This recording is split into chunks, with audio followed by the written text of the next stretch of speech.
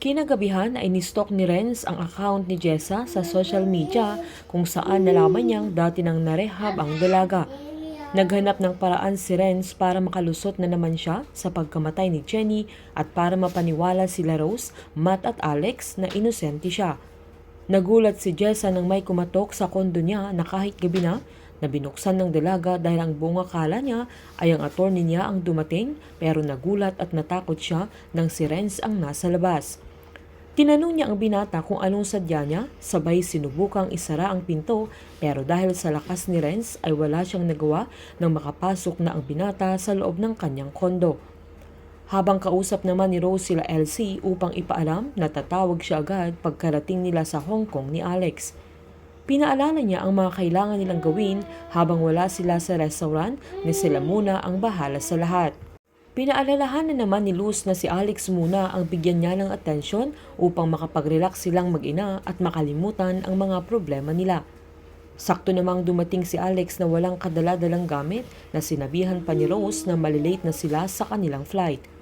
Nakangiting sinabi ni Alex na hindi na nila kailangang umalis, na kinagulat ni Rose dahil handa na ang lahat sa pag-alis nila, kaya tinanong niya kung ano ang problema.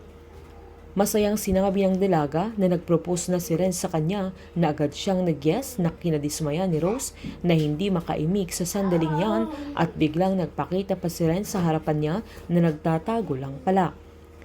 Habang si Jessa naman ay dinala na sa mental hospital, nalaking gulat niya na pagkagising niya ay balot na siya at hindi na makawala at nagsisisigaw na ayaw niya sa lugar na yon.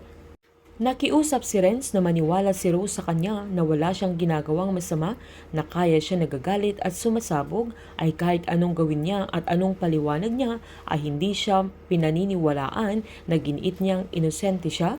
Sabay pinakita ang video na kinuhanan niya si Jessa at pinaliwanag nitong pinuntahan niya ang dalaga para kausapin siya.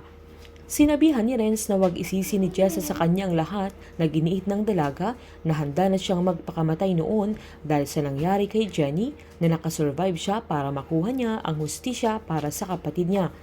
Hindi alam nila Rose at Alex na hindi lahat ay kinuhanan ni Renz ng video ang buong pangyayari nang pinuntahan niya si Jessa, na sa pagwawala lang ng dalaga ang kinuhanan niya nang magalit kay Renz dahil sa pinaggagawa niya.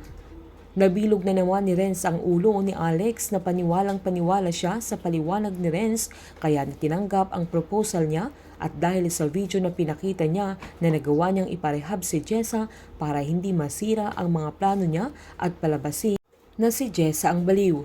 Tagumpay si Renz sa pag-set up niya sa dalaga. Papaano ito lulusutan ni Jessa at matutulungan kaya siya ni Rose, at hanggang kailan maitatago ni Renz ang kanyang masamang motibo?